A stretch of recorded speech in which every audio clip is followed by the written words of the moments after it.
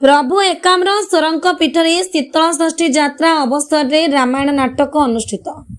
Purushottampur block अंतर्गत हांडीघर पंचायत दलसर खंडी ग्राम दक्षिण काली पीठरे अवस्थित प्रभु एकाम्रेश्वरଙ୍କ शीतल षष्ठी यात्रा अवसर में समस्त मनोरंजन निमित्त रामायण नाटक मंचस्थ करा जायतिला।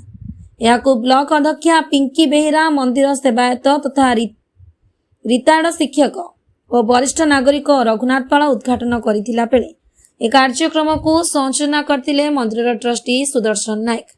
एही कार्यक्रम रे निमंत्रित अतिथि भावे हांडीघर सरपंच प्रतिनिधि वसंत महापात्र, ब्लॉक अध्यक्षा प्रतिनिधि जगतबंधु पंडा, सरकारी वकील राजेंद्र प्रसाद सतपथी, 36 नंबर जिला परिषद सदस्य भजमन बेहेरा, वासुदेव पाल, आईनजीवी गौरीशंकर राउल, नारायण बेहेरा, दलसर खंडी एक्स सरपंच विपिन महापात्र, प्रतापुर एक्स सरपंच कान्हू नायक, तापस बेहेरा, मुन्ना पात्र, बलजीत राउल उपस्थित थिला बेले दलसर खंडी ग्रामवासी युवगोष्ठी संपूर्ण भावे सहयोग करथिले।